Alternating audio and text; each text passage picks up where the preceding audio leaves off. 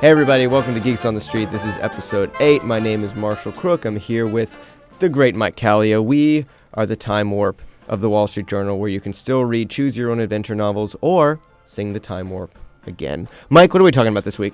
Don't dream it, Marshall. Be it. This week, we're talking about The Hobbit. Oh. Desolation of Smaug hits theaters this weekend. I wish I could go to the movies to see it, but I can't. Why can't you, Mike? I can't because, technically, a few days ago, time warp, my wife had a baby. And I'm not here right now. We're actually filming this last week.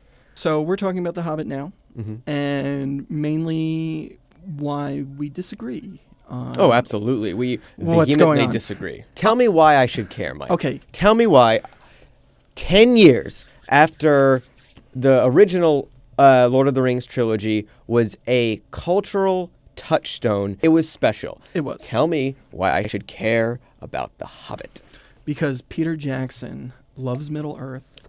He realizes Middle-earth very well, beautifully, with enthusiasm. And the source material is from the professor, J.R.R. Tolkien. Okay. All right? That's enough for me to care. I will concede one thing. The first Hobbit movie, Not very good. very good. Not very good. Not as good as the Lord of the Rings Kind of films. boring and a little too much CGI. Episodic. Extremely All right. episodic. Well, let me lay out my... Okay, My sorry. PC. You're right. You're right. It's No, episodic. you're right. I'm sorry. Some of the stuff doesn't weave in as elegantly as it should. But that's fine, because I love this world. And this isn't like Lucas going back to Star Wars and just throwing up a bunch of special effects and saying, buy my toys. Jackson's doing that to an extent, but he loves the characters. He loves Bilbo Baggins.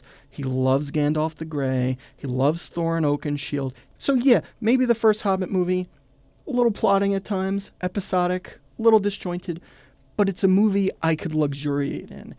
If the Lord of the Rings films were a feast with a direct point of view, a master chef dazzling us, The Hobbit is a buffet.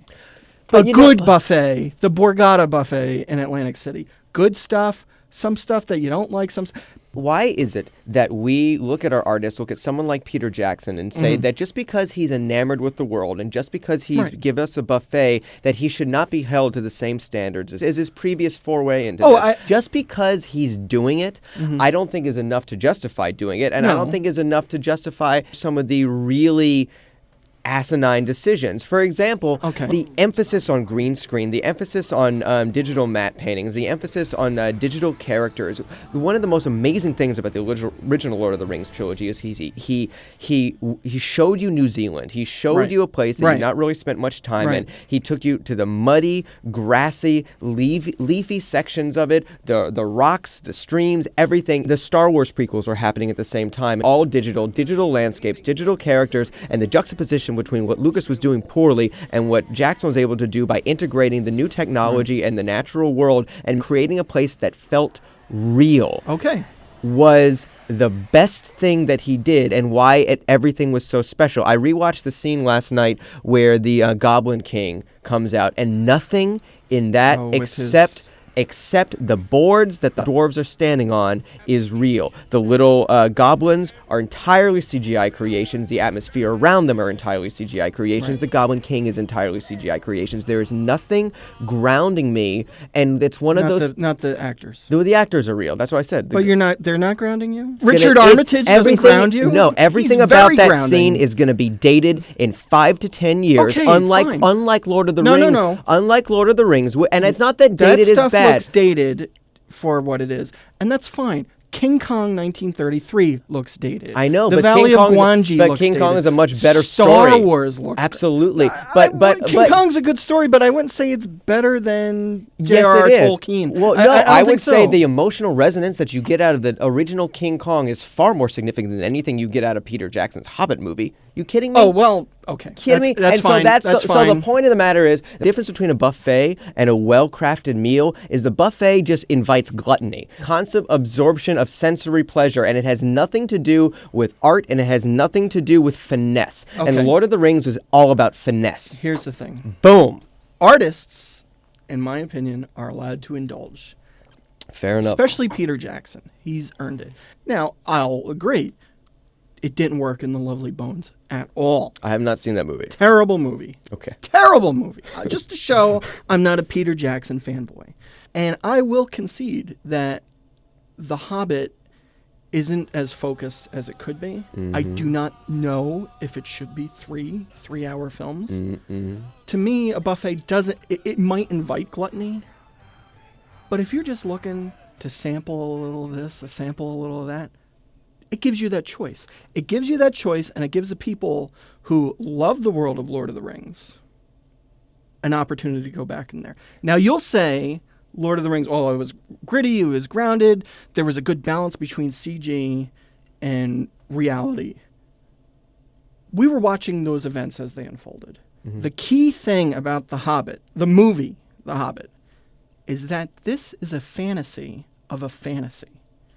We are hearing Bilbo Baggins tell that's a story. such a cop-out, No, Mike. it's not. That is such a cop-out. That's such a backwards... Look, no. All right. Well, are you going to let me explain it? Are you going to let me explain it? I know. All right, it's not a cop-out. It's his book. I know. It's not a cop-out because again. it's in the film. It's there. You even have Gandalf himself saying that a great story deserves embellishment. This is embellishment. But I think that there's an emotional resonance that's been established in this film that will pay off, hopefully, that has the ability to pay off in a way that's more satisfying and potentially devastating than the book.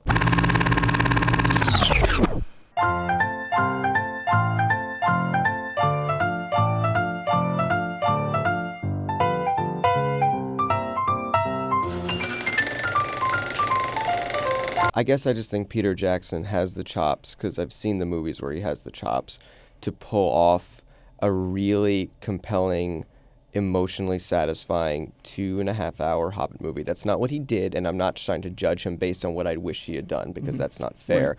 But I also think that when you have the unparalleled success that he has had, and you have the resources at his disposal, and you have the ability to do everything that you want and anything that you want, I think that's when you get, that's when you get a buffet. And on a buffet, you'll have filet mignon next to Thai food, next to lobster, sure. And I don't find that as satisfying, because I think and I'll say that it's not.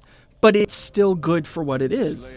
I don't even think it's good for what it is. I think there's... I don't know... Every time I see another rubbery CGI motion capture guy with a hook hand, I just keep thinking back to, I guess, the Lurtz character in the original Lord of the Rings, where I felt like this was a thing that I could touch, and this was a world that was real, and I could feel the grass, and I could feel that when they were hot, I was hot, and when they were cold, I was cold. Azog the Defiler, I think, looks cool. I think he looks cool. I think he looks like one of the better CG creations.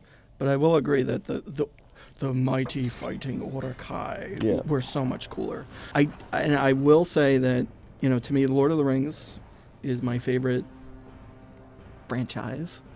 I think it's better than Star Wars. Better than the original Star Wars.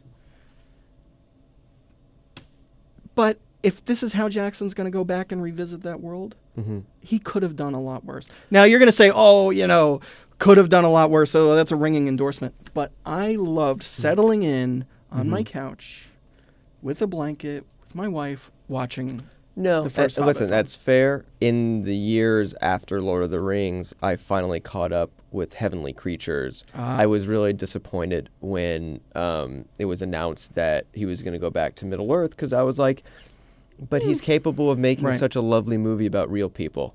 I'd really love to see another. I mean, again, I haven't seen The Lovely Bones, so it's not like I sought that out. So forgive me. To be honest with you, so maybe that makes me hypocritical. But and I think that maybe that's like I have less patience. Maybe that's I'm getting older and curmudgeonly. But it's like you have so much talent and so much resources at your disposal. I guess I just don't need to see you trying to perfect the orc.